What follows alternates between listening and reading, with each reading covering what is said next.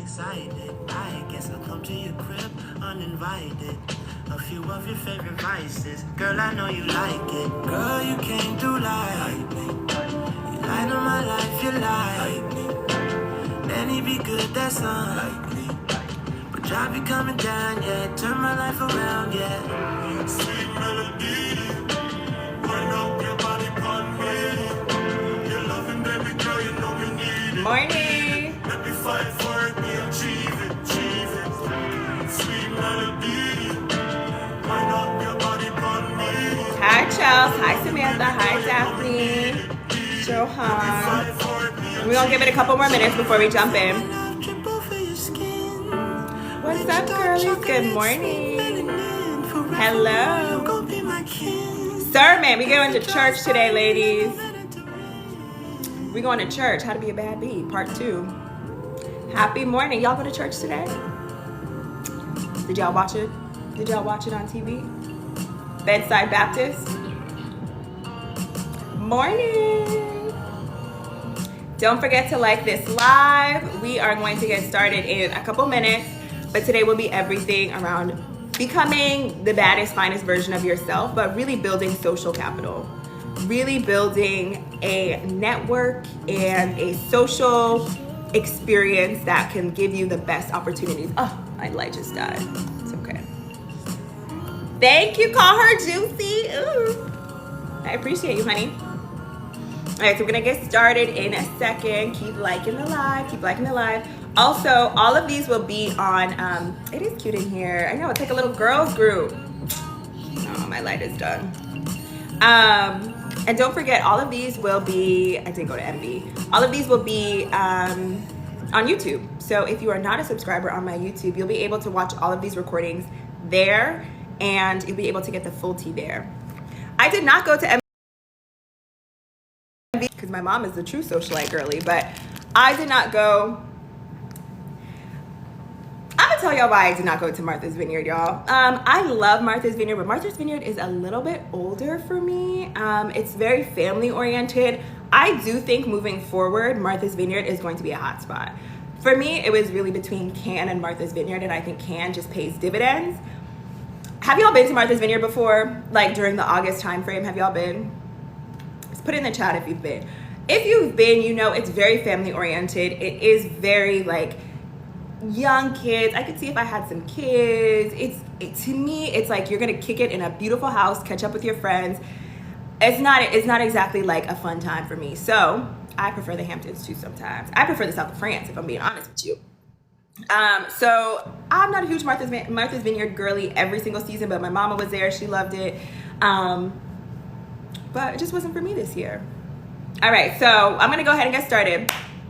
Girl, advice on dating. I'm gonna save all the questions for the end, but we're gonna go ahead and get started. Keep liking the live. But I need to start off with a story time. So the concept of today's live is how to really, a lot of you girlies wanna be socialites, and a lot of y'all wanna flip the bag when it comes to being in the right social circles, really living your best lives. And there's a lot of very bad advice on this platform on how to do so. A lot of y'all are getting advice to sit at hotel bars, to do this.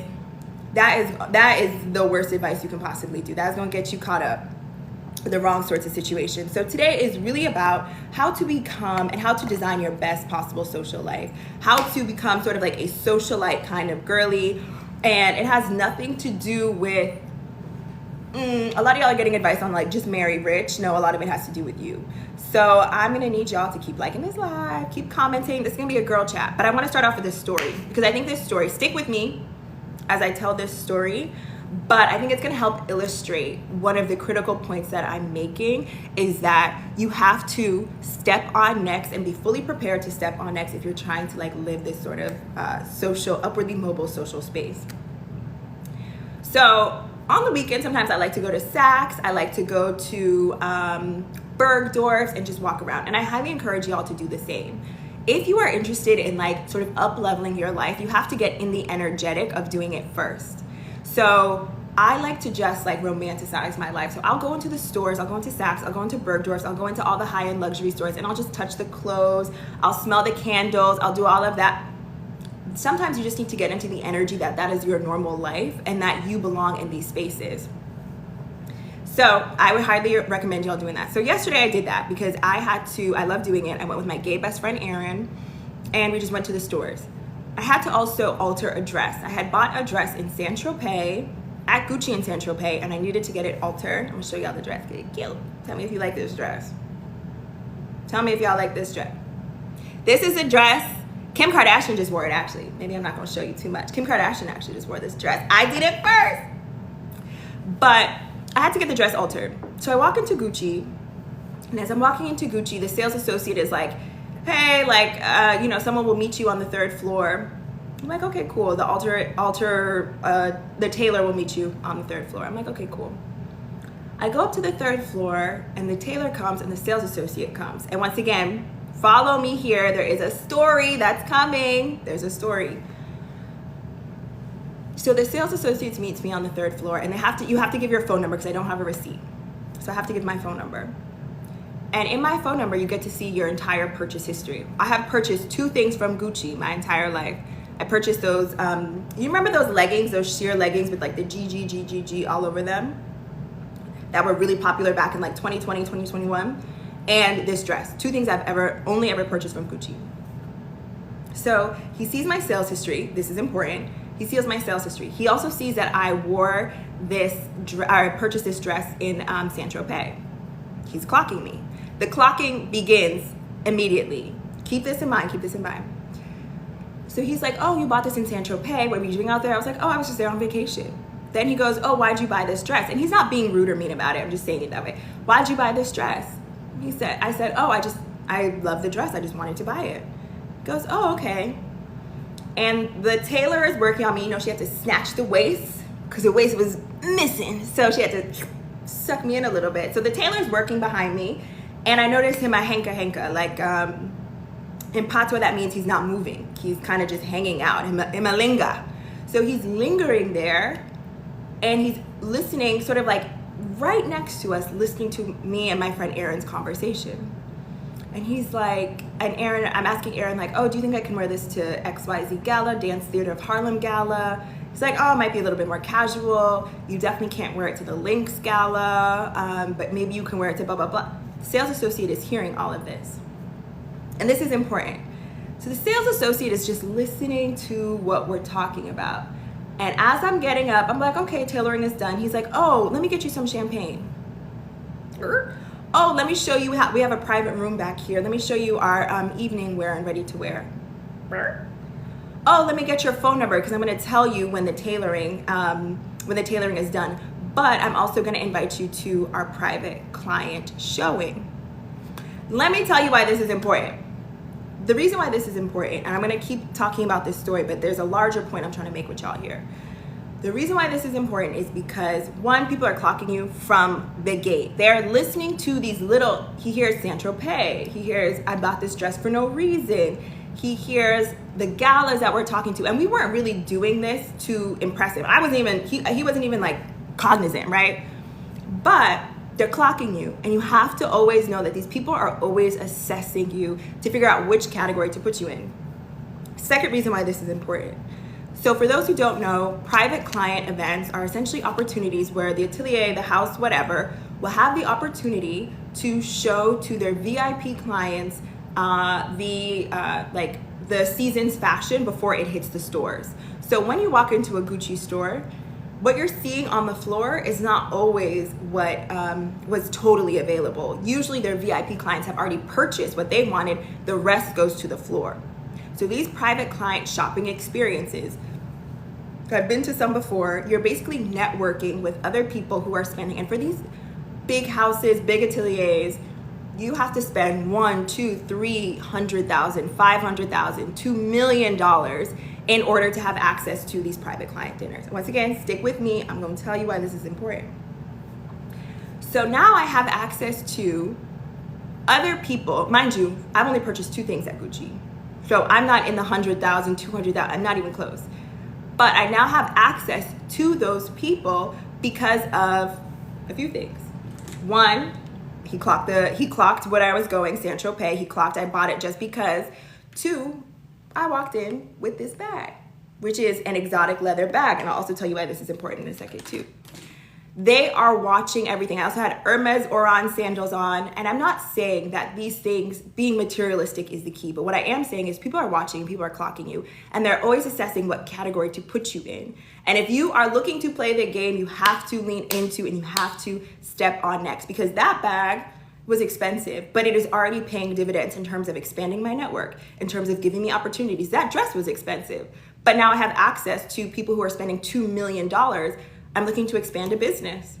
I'm looking to maybe date somebody. Maybe they can put me on to someone. This is what I'm saying when I'm talking about these girls are giving you this frivolous advice. How the game really works is that you need to step on next and give signals of wealth and signals that you belong in particular spaces. And now you're going to build ROI that way. I walked away with 2 business cards from walking around. I went into Valentino. Same thing. She clocked my bag. She loved my bag. She said, I want to invite you to a Valentino private event. Now I'm invited to another private event. The next thing that we did, we went to Chanel. Have y'all ever shopped at Chanel? Because the customer service ain't it. Chanel is rude as hell. So I went into Chanel and I saw this bag in this case. And I was like, oh my God, this bag is so beautiful. This bag is gorgeous. Like, how much is this bag? I'm gonna show y'all the bag.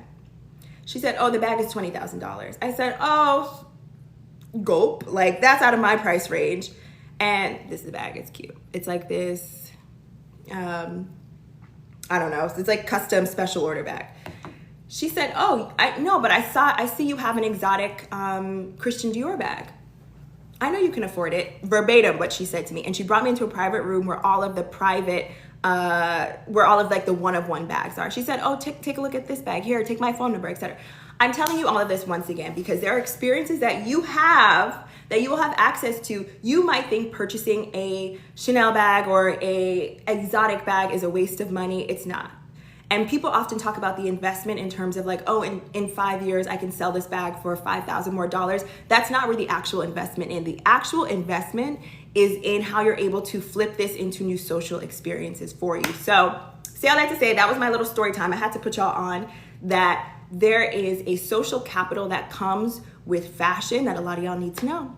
Okay, so continue to like the live. Don't forget this whole YouTube will be, or this whole live will be on my YouTube. And then also follow the link in bio for my ebook. But we're gonna talk about social networking right now. And this was just a precursor. That was just the opening, the appetizer. A lot of them are telling y'all bad advice. We talked about this in the last live. We talked about the Ambani wedding. Do you remember the Ambani wedding that Kim Kardashian went to? The Ambani man, he grew up with his wife. He didn't meet this random girl in the streets and was like, let me marry you. A lot of y'all are hoping that this prince will just sweep you off of your feet and introduce you to an entire new life. That is not how this thing works. How this thing works is you do the work, you create a brand, and I'm gonna tell you the parts of creating a social brand. It is proximity, so being in the same spaces. A lot of these people went to the same prep schools. They are part of the same social clubs, the same affiliations. The second thing is doing the work. Even if you are in the spaces, but you don't have a career, you don't have a passion, you don't have a life, they're gonna be like, why? It's so obvious when you're in spaces just to be in them when you don't have a reason or rationale to be there. You have to do the work on the front end. You have to be someone who already has a flourishing career, who's passionate about particular things, who has money on their own. Otherwise, it's so transparent why you're in these spaces. You have to also belong in those spaces. Personal brand, you need to have a brand that speaks for yourself, a reputation, if you will. The right friends and affiliations. The right friends and affiliations. Do you know how Meghan Markle met Prince Harry? Through a mutual friend. A lot of these people are meeting these people through mutual friends. I just applied to be a part of this really prestigious women's program, this women's leadership program. And in order to be a part of that women's leadership program, you need to have a written letter of recommendation from someone who's already in the program. So they are already by proxy an exclusive group.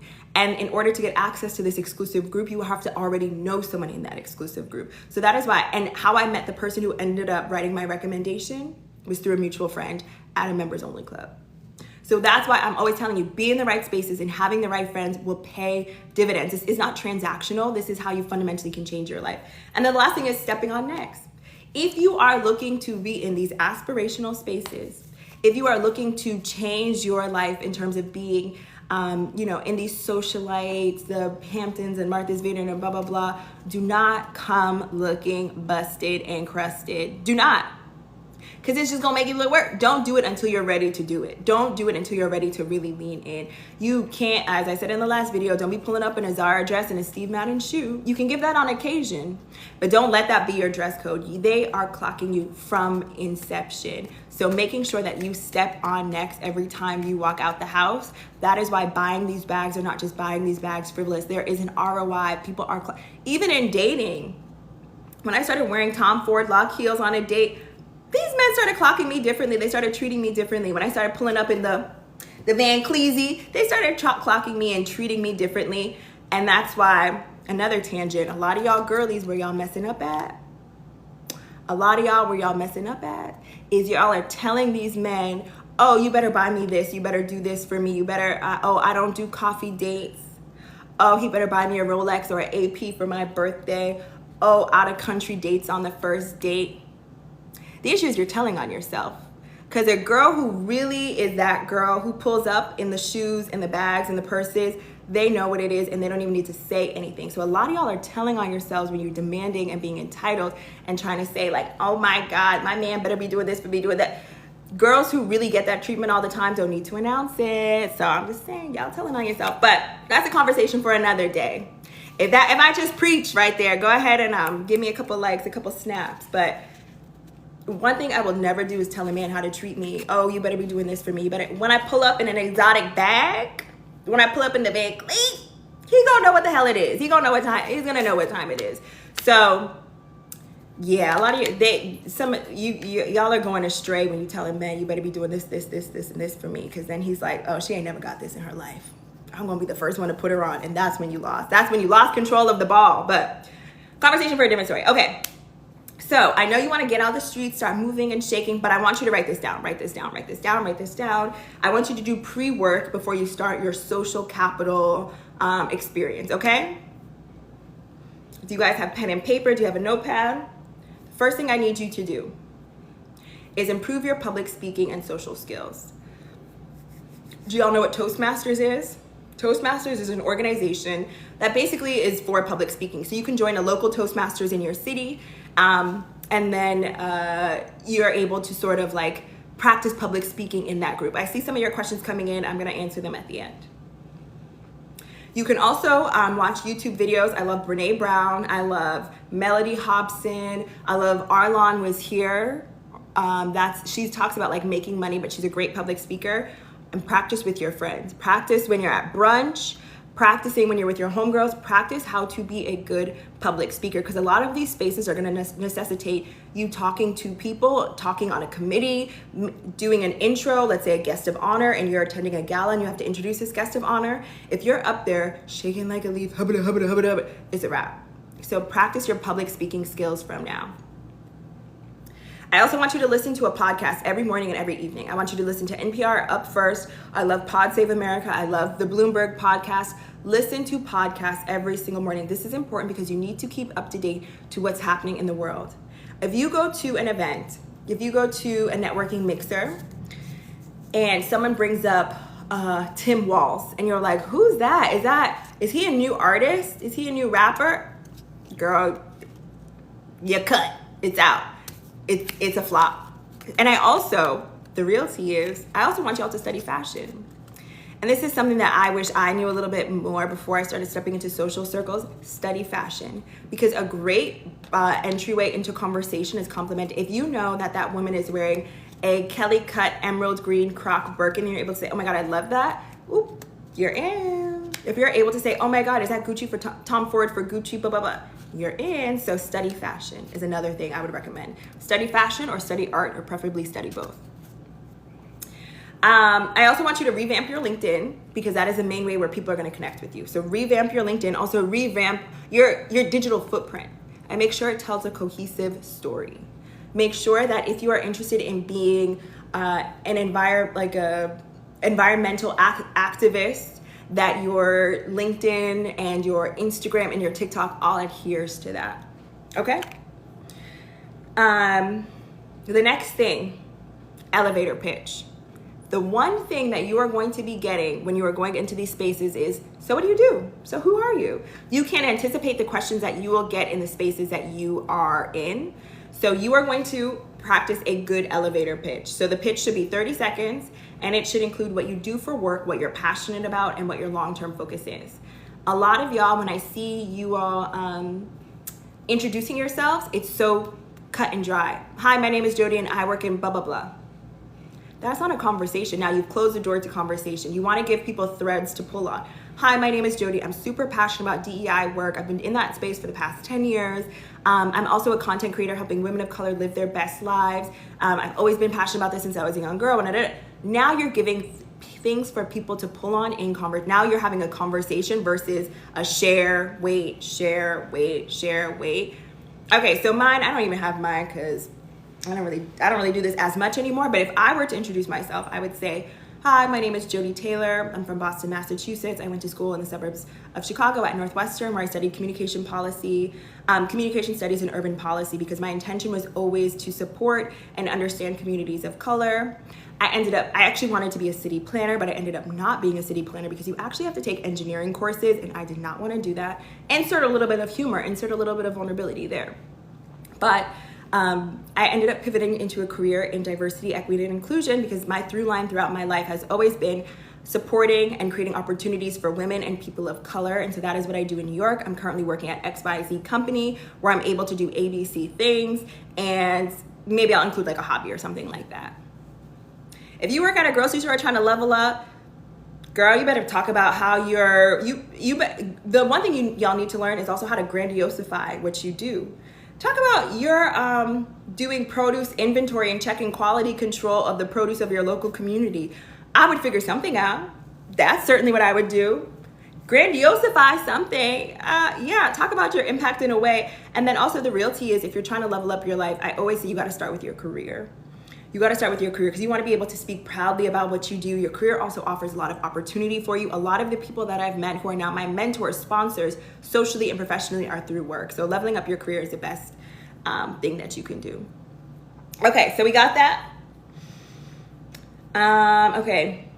Also, another thing in that same line is anticipate the stories or the questions that you'll get. So once again, if you're going to a networking mixer for a tech conference, you're going to get, so what do you do? What brought you here? What sort of roles are you interested in? If you're at a social event, let's say you're at a spring luncheon, they might say, oh, what organization are you a part of? What affiliations do you have? Anticipate the questions that you will get and figure out how to story tell. Just don't answer like, oh, da-da-da-da. Say, oh, my mom was a part of this organization, or growing up, I just knew so many women in this organization.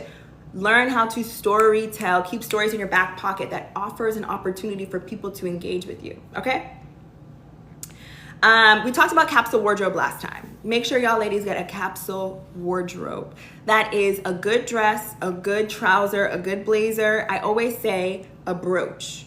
Buy yourself a Chanel brooch, a YSL brooch. You can get those secondhand from any website. You can get them for like $150, which I understand is still a price point that is not accessible to all, but you can wear it literally with every outfit if you want. So you can switch out your brooches, and it doesn't always have to be a designer brooch. It can be 1 or 2 designer brooches. Even if your outfit is very plain and very simple, that designer brooch will kind of set it off. You can get a nice scarf, tie it around. I have one of my scarves laying around. You can tie it around your neck. Little things that kind of will set off an outfit. Even if your capsule wardrobe is very standard, you just need a pair of denim, a white tee, a nice dinner dress, a nice trouser and top. Even if that's a standard, you're able to dress it up with scarves, with glasses, and like I said, a brooch really sets off an outfit all the time. And then also get a good shoe. For my ladies out there who are not used to walking in heels, don't come for a So-Kate. Don't try a So-Kate, honeys. Don't try a Tom Ford Lock heel. Stuart Weitzman is the place that I would recommend for you all to get. Stuart Weitzman has comfortable shoes. Okay? And my last thing on this part, and keep liking the live, keep liking the live. The last thing I would recommend is be an interesting dinner party guest. Every time you are at one of these spaces, your invitation is up for grabs, particularly when you're in a lot of these precarious social scenes. Because you get invited once doesn't mean you're gonna get invited again. So you need to maximize every single time you're in these spaces. So what I would offer is come with a good dinner party question. A question that one of my friends told me is, if you were to remove any historical figure from history minus Hitler, who would it be and why? And you get some crazy answers. You get, depending on the situation, one of my favorite games to play, if I'm like with friends, is I'm thinking of a black person. I'm thinking of a black person is such a fun game. Basically, it's like people can ask you yes or no questions. That's if you're like with your peers, with fun, like it's basically like Clue or Guess Who. But those sorts of questions make things fun, make things lively. Obviously, assess where you're at. If you're at School of American Ballet, don't ask, hey, y'all want to play I'm thinking of a black person? No, maybe ask the historical dinner party question. But if you're with your friends, or maybe it's a group in the Hamptons and it's people who are all people of color, yeah, that's exactly what I would do. So make sure you're a good dinner party guest. We'll get back to that. All right, let's design your social calendar. Do y'all have pen and do y'all have paper? Because we're about to design your social calendar. Y'all ready? The first thing that I want you to do is I want you to go to one tent pole event per year. A tent pole event is something that happens annually. It is something that is a little bit more exclusive due to cost. It is something that you're gonna get a higher, I don't wanna say higher caliber of person, but it's cost prohibitive, therefore a little bit more exclusive, therefore the best networking that you can get. So put in the chat what you think a tent pole event is. But like I said, it is tent pole, meaning it happens like a tent pole, happens every year, same time every year. So it happens annually or biannually, same time every year, exclusive by nature. Sort of. We're gonna get into what that is. Those are actually two different areas. Tentpole events I define as something like Cannes. Yes, come on, Mariah, Cannes. Art Basel, even in Martha's Vineyard, what's happening right now, American Black Film Festival, Venice Bicentennial, Hamptons Honors events that are highly, highly, highly exclusive by nature. F1 is a good one. The Grammys, not anyone can just go and pull up. Those are the sorts of events that I want you to start going to. Go to one of those per year. Then I want you to go to one career conference. South by Southwest is about to fall into this category of a career conference. These are conferences where anyone can kind of buy a ticket. It's still cost prohibitive, but for me, Tentpole is a little bit more exclusive in that, like, Cannes is becoming more and more popular now, but not, if you say, hey, I'm going to Afrotech, and you say that out loud in a room, maybe 40% of people are gonna go. If you say, hey, I'm going to Cannes, maybe 3% of people are going to go. Art Basel, maybe 5 people who are going to Art Basel. These are a little bit more exclusive by nature. Then at career conferences, a lot of people can buy tickets, a lot of people know about them, and they will help you network laterally with people in your career. So these are like AdColor, ColorCom, Afrotech, CES. If you're in tech, CES is a conference to go to. It's not contingent, it's not for underrepresented groups, but CES is a great place to go if you're a person in tech. Those sorts of conferences, NABJ, NSBE, those sorts of like pre-professional conferences, those are really great for building connections within your industry. You want to be building aspirational connections and you want to be building lateral connections as well. So an industry conference is great for lateral connections. I want you to join a junior board. Do y'all know what a junior board is? Okay, I'm gonna tell y'all. So a junior board is essentially, I talk about this on my channel all the time. If you watch me, you know what a junior board is. A junior board is, so there are arts and cultures institutions, right? Let's talk about the Lincoln Center in New York. Let's talk about the Apollo in New York. These are institutions where they are essentially the helm of arts and culture in your respective city. To be on the board is a highly coveted thing. Like, everyone wants to be on a board. It allows you to fundraise for that philanthropic institution. It allows you to have access to those events. It allows you to meet patrons. It is an amazing opportunity, highly coveted. Most executives, most very successful people are applying to, a part of, usually like even when they're retiring, like they'll retire to just sit on board. Every successful person that you know has board membership, bar none. That is like, it's almost like another status marker of I'm successful, is that you're on a board. But being on a board oftentimes requires a pay to play, meaning 200,000, 300,000, 2 million, 10 million, 20 million to sit on a board. Because once again, it is a marker of you being successful. It is, you are a patron of this arts and culture institution. There are junior boards. That is for people who are 40 and under, who still want to be able to have some of the benefits of being on a board, but are younger, obviously less established in their career, and don't really have the capacity to pay $2 million. So that is a really great, but you still get a lot of the benefits. You get opportunities. I've sat on boards where you get to go, they've shut down the Guggenheim, and it would be like the young patrons night. So all of the board members would come and like have a private tour of the Guggenheim, which is a museum here in New York. And they will have like special access pre-events. They'll have like, I'm in one called the Apollo, and they have a group chat, and they will say, hey, all of us are going to Martha's Vineyard this weekend. Who's going to be there? Come to the Kamala fundraiser event. So those junior boards are a really, really great way to expand your network, to get access to exclusive events. And the Apollo, your company can also match it. So I think I paid $200 or $300, and then my company matched it. Once again, this live will be on my YouTube channel. Y'all, TikTok is playing with my likes, playing with my views. So I'm gonna start transitioning over to YouTube. So go ahead and follow me on YouTube, don't forget. And also this whole live will be there. It's in my bio. Okay, I also want you to start attending a gala. My people in Atlanta, what's the hot gala in Atlanta? I heard Mayor's Ball is where it's at in Atlanta. DC, I have to do some research on DC. I know y'all keep asking me. Gala, Dance Theater of Harlem Gala is that girl.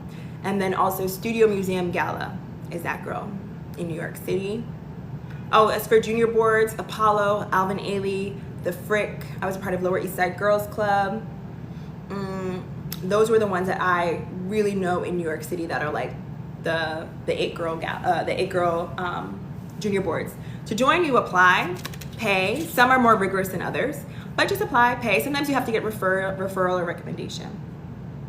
A gala, like I mentioned, find a gala in your city that is the gala to be at. Another way that y'all can figure out where y'all need to be at, who are the social movers and shakers in your respective city? Because every city has one. Go to where they are tagged at. Go to the Instagram captions, figure out where they're at. Where are the mentors that you want to have? Where are they at? And copy and go exactly to where they're going. Look, you might have to invest some of these galas are $1,000.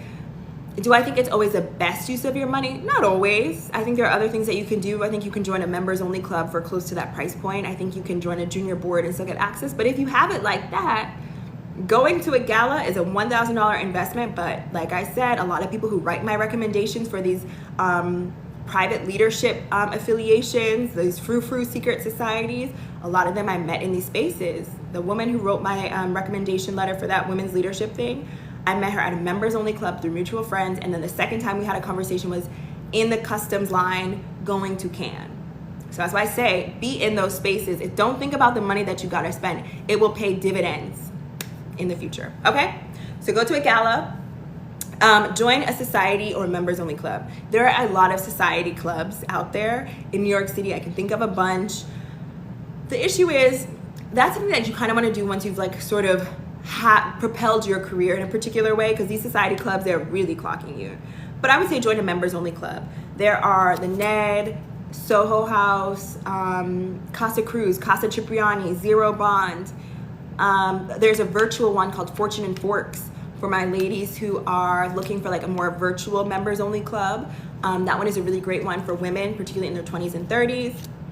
Members only clubs in Atlanta, they ain't got many. All I know is a gathering spot. I don't know how that's giving in Atlanta, but Atlanta doesn't have a big members only club vibe. I'm sorry. And then the other thing I want y'all to do is vacation in the right places. What y'all need to know is this is a proximity and frequency game. So the more that they see you, my mentors saw me, some saw me at work, then they would see me at a gala, then they would see me on vacation, then they would see me out with some people that they knew, and that's when they were like, who is this person, and I need to invest in her. When I made the ask, they already knew, okay, she's vetted by people around me. Like I mentioned in my last live, these people are viewing you like a stock. They're going to put their time and investment and money in a stock that they know will have an ROI for them. So you already have to be in the spaces.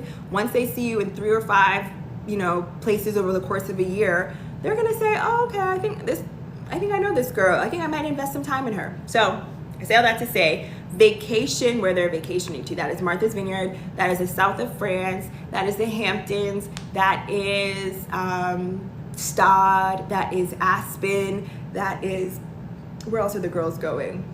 The Caribbean sometimes. You gotta vacate. Don't be going to Turks and Caicos every single year. That might be cute now and again, but don't be going to Turks and Caicos in Miami. You need to vacation where they're vacationing. That is a cheat code. Because when people are on vacation, they're having fun. They're enjoying, they're lax, they're having a good time. You're gonna be able to have better conversations and have engagement moments with them when they're on vacation versus them being at a conference and trying to go up to them and talk to them. Vacation where they're at, that's a cheat code. South of France, go to Europe in May, June. Go to Stade, go to Aspen when it's ski season, and post up in there. And guess what? Cleveland, ooh, child, I don't know anything about Cleveland, honey. A lot of my friends have left Cleveland. I will say Cleveland has a very big, burgeoning Black, upwardly mobile community. So I'm sure you can find something. I can't name it, but I'm sure you can find something. Okay. Now, what time is it? 12. I don't want to keep, okay, we got a little bit of time. I got a little bit more time before we get to questions. I want to tell y'all how to prepare for a formal event. Okay? So, if you're new to these social scenes, you need to step on next. I will never not say that, especially if you're new, because they're going to be clocking like, who is she? Either you need to go with someone who is vetted in that circle or community. You need to look so undeniably good that they are like, who is this person? Yes. Yeah, those are basically your two options. And also or your career has done a lot of the personal branding for you. Okay, so step on next. If you are attending an event for the first time, the biggest faux pas you can make is dressing inappropriately. Look at the pictures from the year before to understand what you are supposed to be wearing. Understand the difference between white tie. Do y'all know what white tie is? White tie, the likelihood of you going to a white tie event is almost zero. White tie is like Buckingham Palace, President Obama, visiting the Queen. Men have to wear tails, women have to wear gloves and jewels, all of that. You're probably never going to a white tie event. I'm not saying like shady, you're probably never going to a white tie event. White tie is just so formal that most people just don't do white tie events. Black tie is what you're probably going to. That is a long dress that still might be jewels, but it's not a glove. Understand the difference. Then when we get into cocktail, what does cocktail mean? It means maybe shorter. You can get away with a shorter dress, a little bit more formal dress. If you're going to a spring luncheon, what does that look like? So make sure you know what is semi-formal, what is business casual. Make sure you know, clock and understand. Okay, also look at the venue. That's another tell of where you're going to be. If your venue is at a restaurant versus a like venue or something like that, a hotel, the plaza, a restaurant is probably gonna be less formal than the plaza, save for maybe like Cipriani. But if you're hosted at a restaurant, if you're hosted at a rooftop, that will also give you an indication of how formal the event will be. Ladies, learn how to walk in a shoe. Ladies, learn how to walk in a shoe, or don't walk in the shoe at all. Learn how to walk in a shoe. I'll just leave it there. If there is an event that has place cards, respect the place cards. If you're at a gala, don't be like, oh, can I swap with you? Respect the place cards. They did that on purpose. So make sure that you are sitting where you're assigned to seat. Before you go to any event, I want you to look up the host committee. I want you to look up the guest of honor. I want you to look at who you're sitting next to. Sometimes you'll be able to see at least like the host committee, guest of honor, who's putting on the event. Because the worst thing that you can do, I've said a lot of worst things that you can do, but the worst thing that you can do, I have seen this happen at work. I've seen this happen in social settings. It is the guest of honor.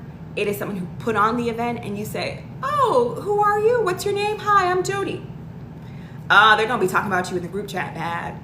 My CEO said an intern came in the elevator with him and was like, oh, my name is Rob. Who are you? To the CEO of the company that he's working at. When I tell you my CEO has never forgotten that, tells that story every time he can. Don't do that in a social setting. Don't do that in a career setting. Know who the players are. Know what they look like. It's nuts. That is a guarantee for you never to be invited again. I'll tell you that much. Okay.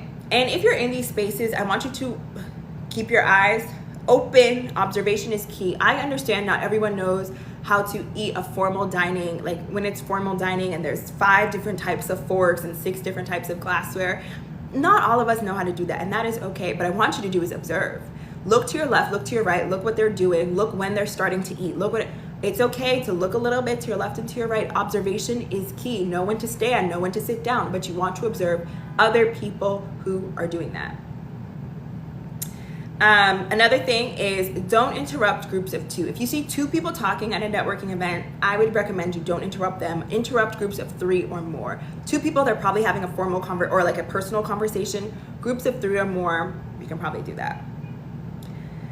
Like I said, you want to study the people and you want to study fashion. Study fashion is important because once again, if I had a $200,000 Himalayan Birkin bag on my wrist and you said, oh, cute bag.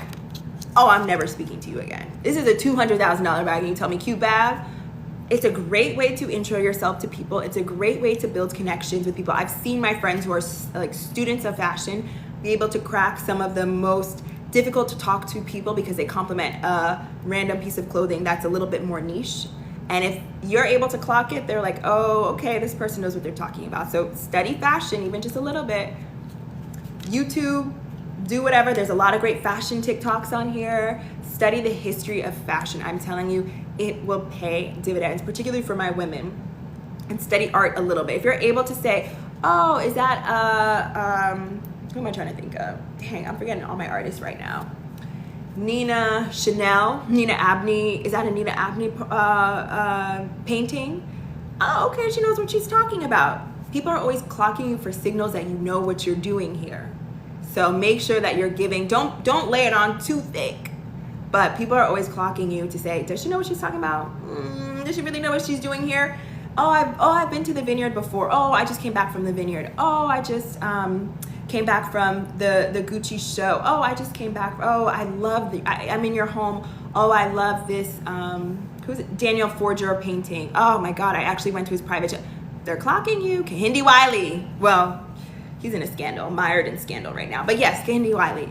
People are always clocking you. You want to give subtle tells. Subtle. Don't be doing too much. Subtle tells that you know what you're doing. You know what you're doing. You know what you're doing. Okay? Another thing that I want you all to start doing is hosting. This man, I forget his name, but he used to work for 2 billionaires, one of them being Oprah. And he said, he observed from his 2 billionaire bosses, they never ate dinner alone.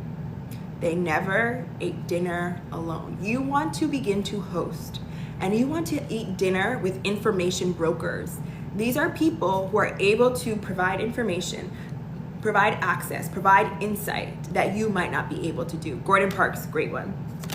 So I want you to host a dinner series. If you're really trying to be that girl or that guy, host a dinner series, prove it. Host a dinner series. And I want you to start doing things like printing out the menus. Don't just have chicken Alfredo, print out the menus, have multiple, have an appetizer, have a crudité. If you're really trying to be that girl, have table cards. Have where people are supposed to be sitting. I like a surprise and delight moment. Like maybe there's, I don't know, what's a good surprise and delight performance? Like a performance is kind of doing too much, but what's a surprise? Oh, maybe little custom goodie bags with like their name engraved in it, or something from Etsy. You can even do something from Etsy. But have a surprise and delight moment when you're hosting people. Obviously ask for like food preferences ahead of time. Maybe it's like a little sommelier wine tasting opportunity. Start really just getting in the energy and practice with your friends. Like, look, you don't have to do this off the gate, but practice with your friends. Try and host a dinner party with your friends and say, look, I'm trying to figure this whole thing out. Let's practice using the right forks, having the right wine, drinking the right wine at the right time. Even if you have to watch a couple sommelier YouTubes, start like practicing this in safe, low stakes, safe places, like with your friends, with your homegirls, whatever. But start learning how to host, because that's really, when you really start to do these things, you're gonna have to learn how to host appropriately. Okay? All right, the last thing I'm going to close out on before we get into questions. Don't forget to like the live. We're not done just yet, but we're going to start having a little kiki, a little girls room afterwards. Girls and guys room, because I know there's some men in here. But before we get into questions, don't forget to like the live. This will be on YouTube as well. I want you to get hobbies. A lot of y'all are bored with life because you don't have hobbies. I know we talk a lot about society and frou-frou things. None of that matters if you are not happy or not fulfilled in your life. Forget society, forget frou-frou, forget trying to be a socialite, forget all of those things. You need hobbies that make your life fun, that make your life compelling, that make your life interesting. The more dynamic and full you are as a person, the better all of this stuff will go. Relationships, dating, society, career. Do the work on yourself first before you start doing all this. If you right now are going to work, coming home and watching Love Island day in and day out, or your hobbies include going out, or your hobbies include going to brunch, no, sister, I love you. I'm gonna hold your hand when I say this. That's not it, girl. That's not it. You need a life that is fulfilling. So I'm gonna tell you the types of hobbies you need to have. You need a hobby that makes you hot. So a hobby that makes you hot, I think of walking, Pilates, working out, going to the gym, something that gets you moving in your body. I want you to start having hobbies that make you hot. I want you to start getting hobbies that make you smart. So this is learning a second language. I love something called Lingoda. It's an app. You pay $80 a month and you get, I think, like 4 or 5 classes.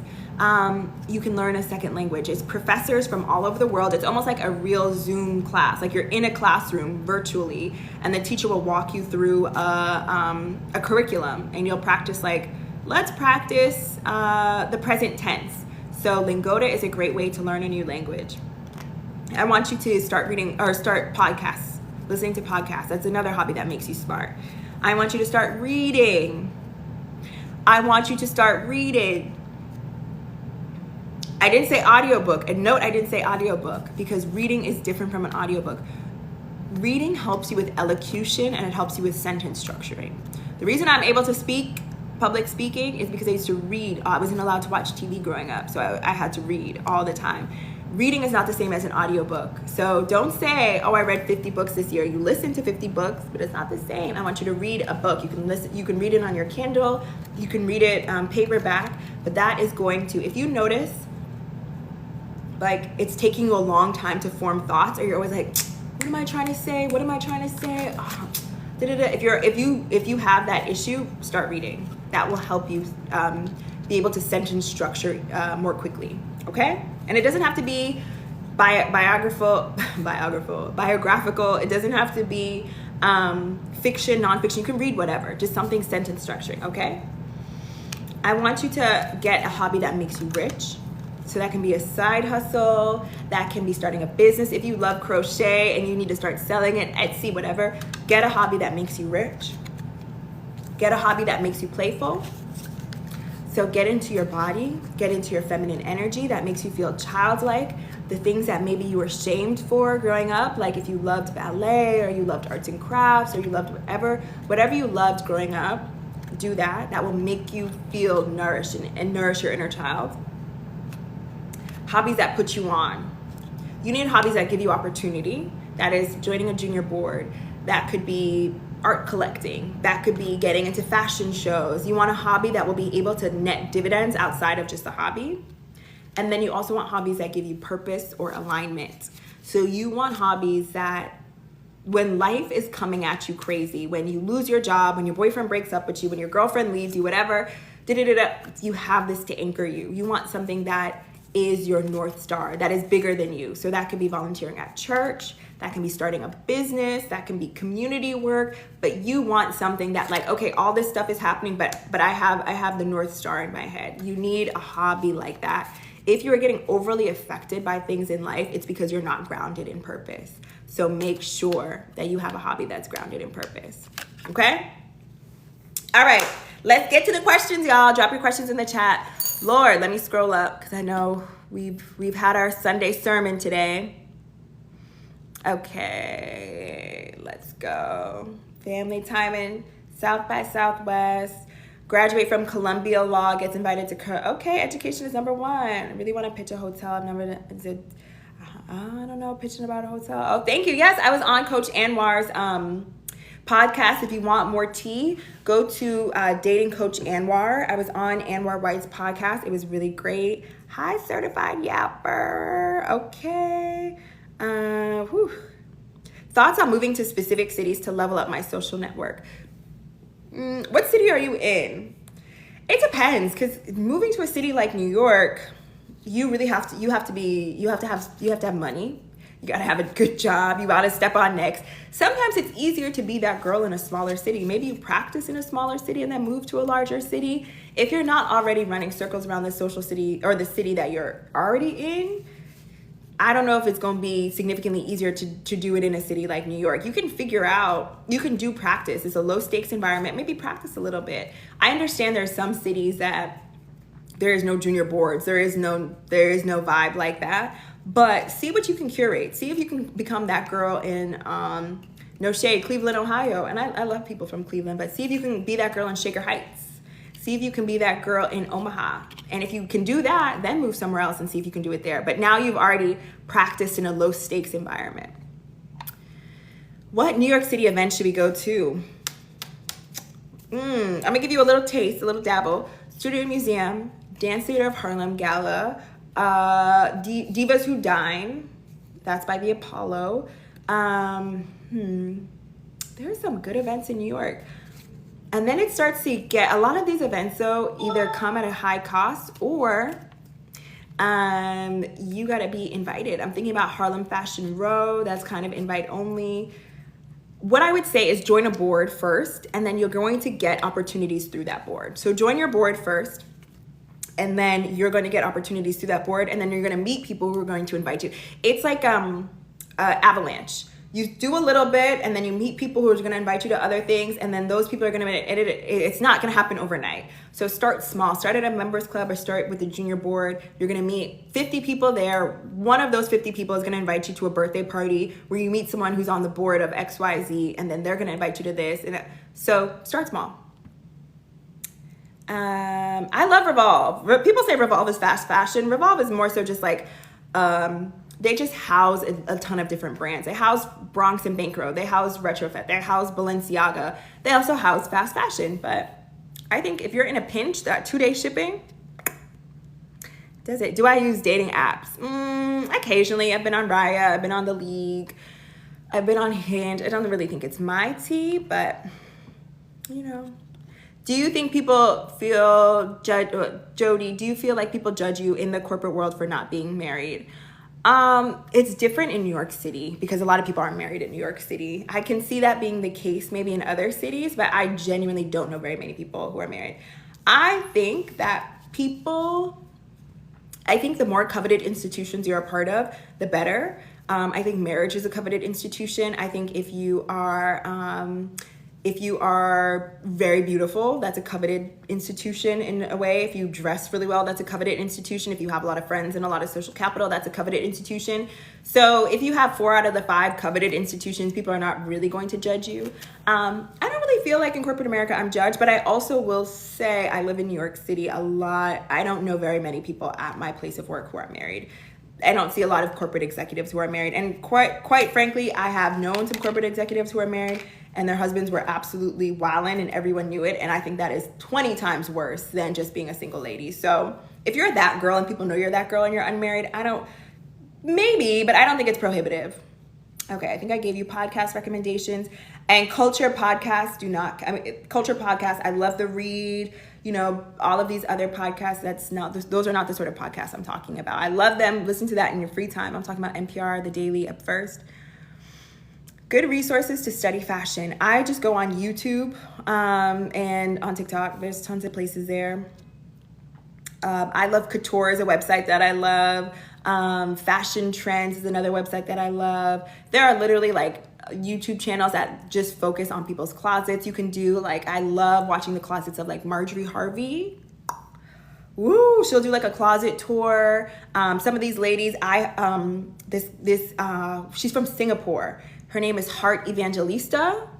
She's a bomb YouTuber. Some of these girls with the Birkin collections, like I just used to watch her YouTube channel day in, day out. She will walk you through closet tours, Kris Jenner's closet tour, and you'll learn. They'll talk about, oh, I have this Judith Lieber bag, write it down, look up what Judith Lieber is. Oh, I have this Himalayan Birkin, there's only 20 made in the world, write it down, study it after. So do that. Okay, hi, my DEI girly, elevator pitch, flower up that language, thank you. Virtual assistant. If you're a virtual assistant, how would you level that up in saying, give me a little bit more context on what you're assisting virtually, but maybe you can say like, I'm supporting executives on helping them reach their goals. I support executives who are in XYZ industries. A lot of my remit is focused on, so what I would do is look up the chief of staff. Look up a chief of staff job description. You're not doing the one-on-one same thing as a chief of staff, but I would look up what a chief of staff does and put some of that language into a virtual assistant. I'm a lawyer and just got a new position in-house because I was not. Congrats, girl. In-house is where it's at. The girlies are trying to move in-house, so that's awesome. Congrats, Mariah. How would you level up your career if you're still in college? I wouldn't focus on that. Focus on getting good grades. Congratulations on being in college, and focus on internships. Internships are that's where your career starts, is your first internship. Whether it's a virtual internship, if you can't get an internship, I would create my own business. So I used to work at Google, so I used to see a lot of resumes. Some of these college kids would go to the taco truck outside and say, let me create a marketing strategy for you. And they would put that on their resume. So get an internship, but if you can't do that, make something up on your own. Okay, thank you for the gifts. Recent grad starting in her career, interested in marketing.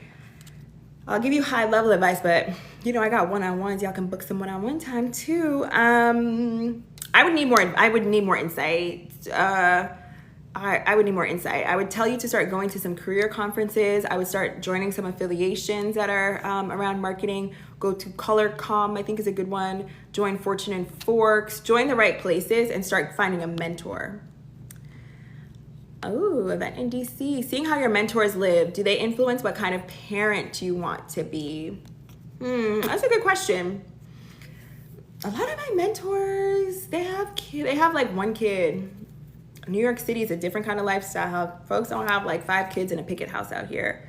How I grew up in therapy influences my parents' style. Okay, hold on. Let me validate my live.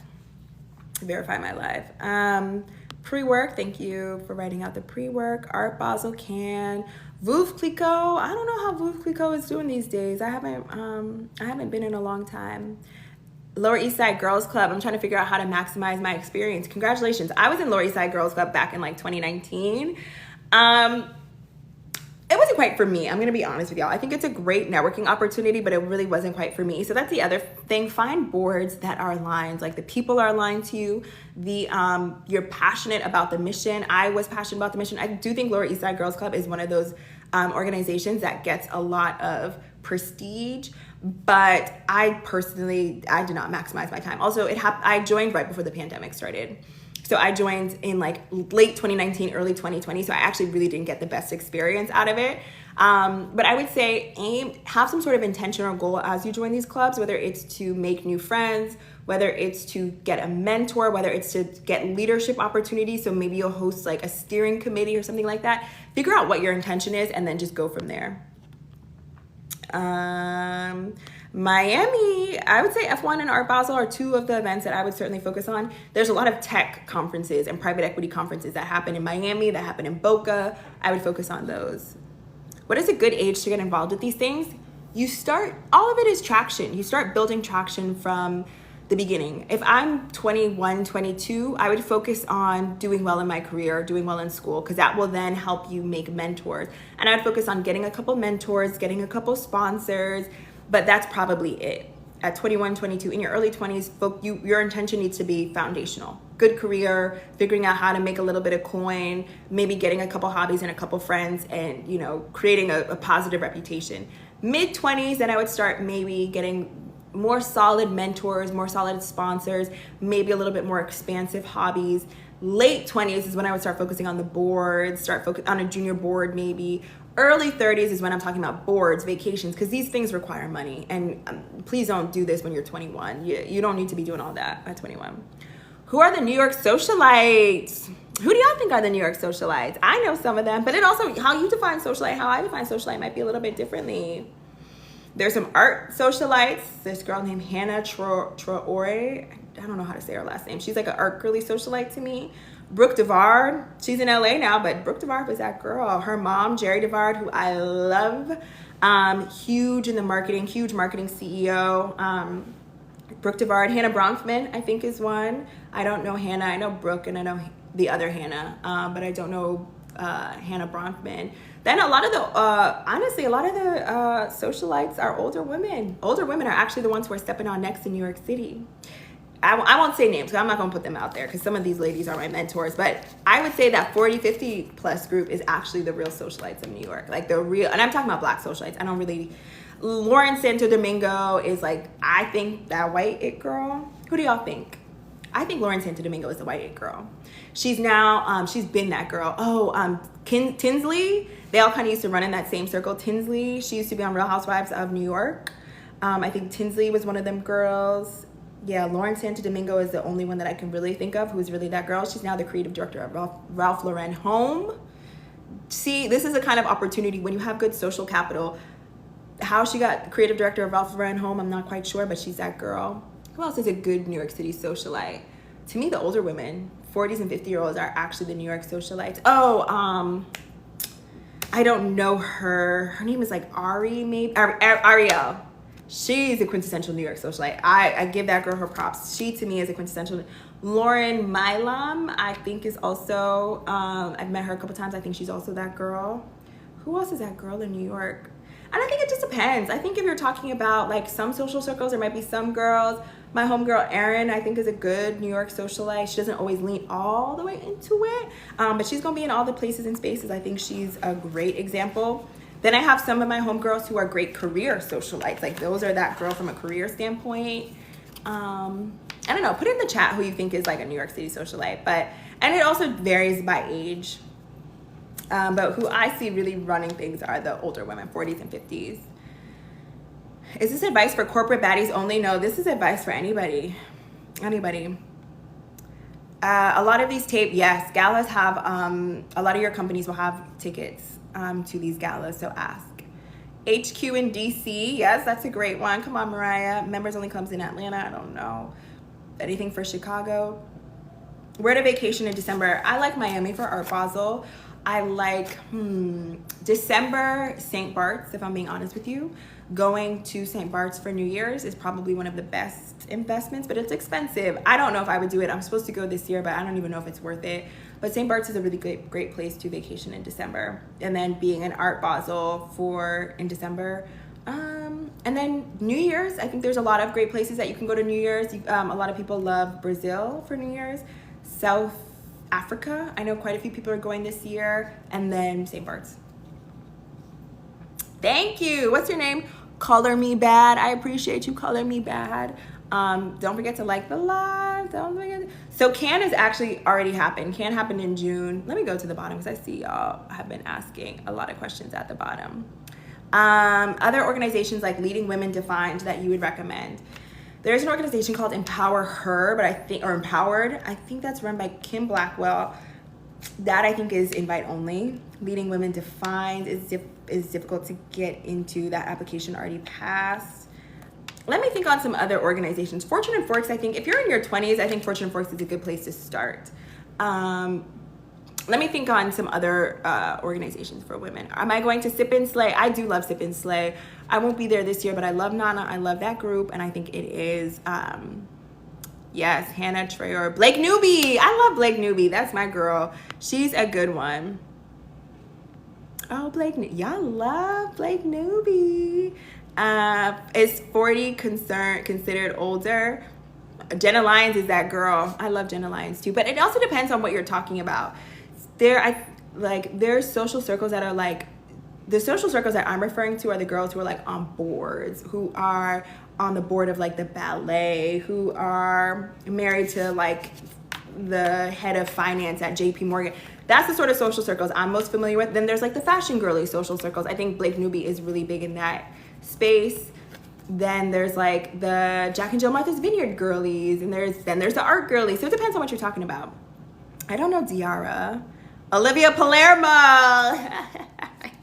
She is that girl. Olivia been that girl too. I love Olivia. Such a weird season to be on top of the world. Okay, so true. Best MDs in my work. Yep. LSD, you already know. LSD, Hannah Bronfman. You mentioned Art Basel. How does one find out about conferences to attend? Girl, follow me. That's how you find out about the conferences to attend. Boards in Charlotte. I'm in my early 30s. I don't know a ton of boards in Charlotte, but honestly, just Google junior boards or find your arts and culture institution and you'll be able to figure it out. Newly snorting. Girl, I was laid off from big tech too. Y'all, I was laid off. I was only laid off for like 4 months, but girls, I've been laid off. It don't matter. You can always flip a bag regardless. I've been using your tips on inspired action. Good. I'm so happy. How to get a mentor at 28. How to get a mentor. Like I said, 50% of it is doing the work on your own. People are going to look at you like a stock. Like I always said, they're going to determine whether you're worth the investment. So before you even ask someone to be your mentor, make sure you are tight. Make sure you have your pitch. Make sure you have a career. Make sure you also understand the synergies. Why do you want this person as a mentor? Don't just like look at the most famous person you know and be like, I want you as a mentor. Why would it make sense? Do you want to copy their career? Do you have some overlap? Did you guys go to the same institutions? Are you part of the same sorority, fraternity? Like what's the reason? And then start demonstrating your value. So the first thing that I would do if I was targeting someone as a mentor, start figuring out where they're going. Maybe attend a couple events, try and broker some small conversation with them. Or you can do a cold reach out, but be very pointed in your reach out. Hey, I'm reaching out to you because I see you're a part of XYZ organization. I'm looking to apply to be a part of this XYZ organization. I would love to do a quick 5-minute conversation with you. And the one thing, because people reach out to me for me to mentor them, the one thing that will set you apart is offering value. If you are able to, I will never forget, a girl emailed me and said, hey, I want to have a 10-minute conversation with you. And here's what I want to talk about. Here's my background. And I wrote out 15 topics for you to talk about on your next TikTok. And we can talk about them in the call. She offered immediate value. That sometimes it doesn't have to be that. Maybe it's just an article that you think they would find interesting. Maybe it's, I noticed your social strategy, blah, blah, blah. Here's my recommendation, but offer value is the key in asking someone. Okay, let's see. Clubs and boards. Any advice on leveling up while laid off? Hi, newly snorting. First of all, I'm sending you a lot of love right now, girl. From 275 in big tech to laid off and depressed. I've been laid off too. Number one thing, how much of your identity was wrapped up in being in your job? How much of your identity was wrapped up in the fact that you made $275,000? How much of your identity was wrapped up in the fact that you worked in big tech? Because when I was laid off, I mean, you know, I was making a coin too, a cute little coin too. I was laid off. For the backstory, in November of that year, I was laid off in 2022. I went through a breakup. My dad had passed away, and I got laid off back to back to back. And then also went through a friendship breakup, all of these things. Being laid off was the easiest thing for me to go through. I was on vacation in St. Martin. They put, when they put that random calendar hold, I was on bereavement leave, actually, because my dad had just passed away. They put that calendar hold while I'm on bereavement leave. These corporations will do you dirty. They put that calendar hold while I was on bereavement leave out of nowhere. I said, oh, here we go. I got on that call. They said, you're out of here. And they gave me like whatever stipend that they give you or comp or whatever it is. And I said, okay. And I went right back to the beach. Girl, one thing I knew I was gonna get another job. My skill set is unimpeachable. I look at the data, newly snorting. I know for a fact you have so much data to prove that you can get this job and you can get another job. I encourage you to start a brag book of every time you've gotten a job, every time you've gotten promotion, every time you've made a major accomplishment. Start a brag book because you need evidence of your ability to go through hard things and come out on the other side. So start collecting data on the evidence of you being able to make it through. The second thing is your identity cannot be wrapped up in work. If I were laid off tomorrow from my job, God forbid, I'd be like, well, still got this TikTok thing. I'm still trying to figure out how to create a business. That is why you need purpose anchoring you. So when these things happen, when a relationship ends, when a job ends, when you break up with a friend, it doesn't rattle you a ton because you're grounded in who you are and your purpose. These things are temporary wins that are just sort of passing by. You can't let any one thing matter to you more than you matter to yourself. Okay, what do you think about a low membership at the Met or NYPL? I would do it. I love the Met. LA boards. I have to think. I have it in my notes somewhere. I can't think of it off the top of my head. So members clubs, I like San Vicente Bungalow in LA. I would go there if I would check that out. What kind of characteristics do you recommend? Oh, share your passion. Really trying to get into the dating tea. Characteristics that you recommend looking for in a partner. I recommend you understanding what your needs are, what your childhood traumas are, and finding a partner who does not trigger those. Because what I need in a partner is going to be very different from what you need in a partner. Figure out what your childhood patterns are. Figure out where your parents messed you up. Figure out what signals you got growing up as a child, and then figure out someone who does not trigger them and who actually makes you love the parts of yourself that you actually don't like, or makes you accept the parts of yourself that you actually don't like.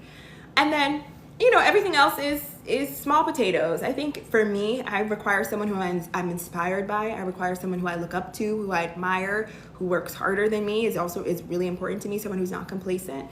But the qualities that you recommend in looking for a partner, I'm not gonna give you that like weird, you need a man who makes blah, blah, blah amount of money. I'm not gonna give you that because I have seen the women who have done that and who are miserable. Getting married is not the end all be all. Getting a man who's rich is not the end all be all. Getting a man who's gonna buy you a Birkin bag, because girl, I've had it before. You will be crying in that Phantom.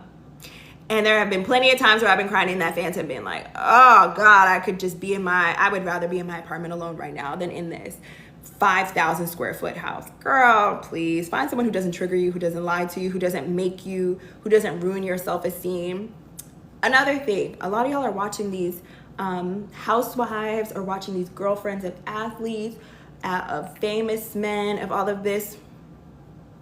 They're not telling you what's really happening. And I'm not saying this for everybody. And I'm not saying this for to scare you or to disparage these relationships. I'm sure some of them are very beautiful and very happy, but they're not telling you the full truth or the full tea. I will never forget, someone told me, because I was dating one of them kind of guys, and I was like, ugh, so annoying. He did it, and they said, you're paying a price one way or another. I forget exactly what she said. It was more profound than that, but she said, you're gonna end up paying one way or another, basically. Like, maybe you're not paying for dinners, maybe you're not paying for lunches, maybe he's buying you a Chanel, maybe he's buying you a Birkin, but you're gonna pay for it in one way or another, in your sanity, in your self-confidence. So don't prioritize just dating the richest man that you possibly can. Is it great? Do I want that? Should you aspire for that? Yeah, of course. But not at the cost of your own self-worth, not at the cost of your own confidence, not at the cost of your own sanity. You be the rich man. And also, once you become the rich girl, once you become that girl, your options will become better and how people treat you will be better too. So clock that tea. Okay. How do you balance conferences, events with work? Ooh, girl, don't ever miss work. Here's the one thing. Your job should be working in tandem with you. How much time we got? All right, I'm gonna close out. This is gonna be like 2 more questions. Your work, your career should be in tandem with you. Your job should be working for you. I'm not gonna get too much into it because that's something else that we can discuss on another call. But your job should help propel you to where you want to go. From a network standpoint, from paying for you to go to social events. Some jobs I do have some friends who cannot post about the social events that they're going to because their work does not like it. Go private, block them people, okay? Advice for introverts trying to be comfortable in social. I would say bring a friend if you need to. I would say practice in low stakes environments, practice with your friends, practice networking, practice like making small talk. I know small talk for anyone is debilitating. Practice small talk. And then also view networking with a goal in mind. If you view it as not as like, oh my God, let me just like be social for no reason, this is boring. But if you view it as, I'm gonna walk into this room and I'm going to talk to 2 or 3 people that can advance my business, the goalpost has moved from I gotta do this social thing to I'm advancing my business. I'm growing my capital. So have it goal oriented in mind. I'll hit the button to have 20K likes. I appreciate this. Working at Google changed my life. I worked at Google. Yes, I'm gonna save this live. This is going to be on YouTube. Keep liking, keep liking. Can we get me to 20? Okay, I'll answer a couple more questions. Hey, Tiffany girl. Tiffany, you my girl. How you doing? Ooh, that's a thing. A lot of these athletes too. Once they start to once they're no longer athletes, I'm not even gonna start there. But I'm just saying, sometimes y'all also think these a lot of these athletes, the coin don't be coining. So look, I don't know. The coin don't be coining. Oh my gosh, we're almost at 20K. I love y'all. Y'all did that so quickly. We're almost there. Keep going, keep going. We did it, Joe. We did it, Joe. Okay, amazing. I appreciate y'all so much. Okay, so I'm gonna put this on YouTube. Go ahead and follow me, subscribe on YouTube, y'all, because I need to put this on YouTube because I'm trying to grow my YouTube platform because my likes on TikTok have been abysmal. So go ahead and like some of my content too on TikTok. Let's get me back. But this whole thing will be on YouTube. Subscribe and follow me there. And I'm gonna try and also go live every Sunday or every other Sunday at 11:30. So catch me here every week. I'm gonna attempt, that's gonna be my commitment to y'all, to do a live session. Some might be shorter, some might be more Q&A, but, and then also free ebook in my bio with all of the glow up content. Look in my bio for my free ebook, okay? All right, bye honeys, have a good day.